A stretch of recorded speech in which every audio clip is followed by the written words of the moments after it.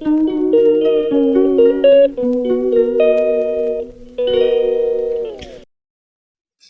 everyone! Samahan nyo ako ulit magluto nitong spaghetti.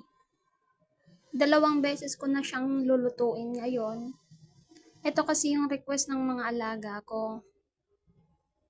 Madali lang naman siyang lutuin. Ilang mga ingredients lang ang kailangan. Naggisa pala ako ng sibuyas dyan. Halo-haloin nyo lang siya hanggang mag-brown. Habang naggigisa ako dito ng sauce niya, nagpapainit na pala ako ng tubig para naman sa ating noodles.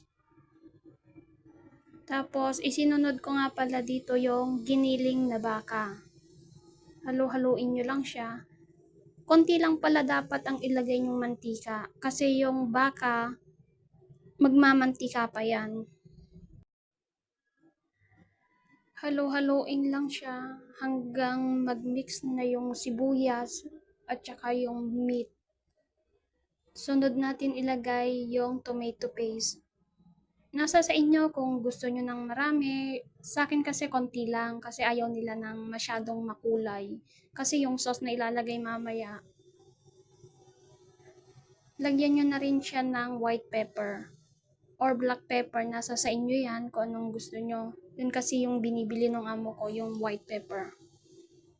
Tapos, isunod natin tong sauce. Nasa sa inyo yan kung anong sauce ang gusto nyong gamitin.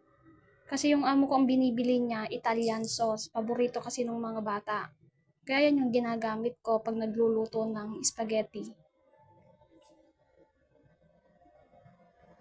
Sa pinakukuluan ko namang tubig, nilagyan ko lang siya ng olive oil at saka salt. Pag kumulo na siya, isusunod ko yung noodles.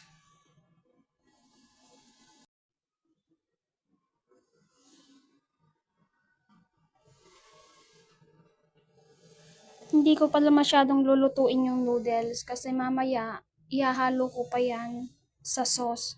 Ayaw rin naman nila ng overcook.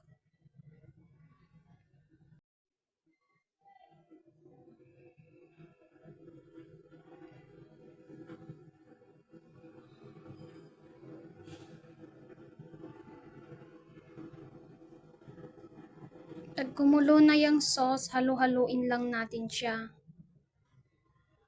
Pag nahalo-halo ng ganyan, malapit nang maluto.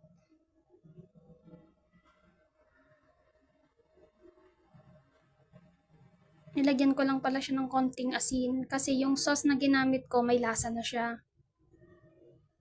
Dahil nga dinagdagan ko yan ng tubig,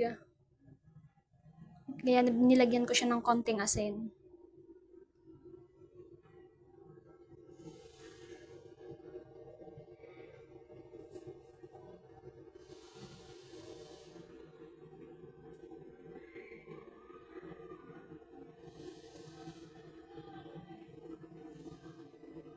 Nilagyan ko siya ng mozzarella cheese para mas masarap siya pagka i-mix ko na siya sa noodles.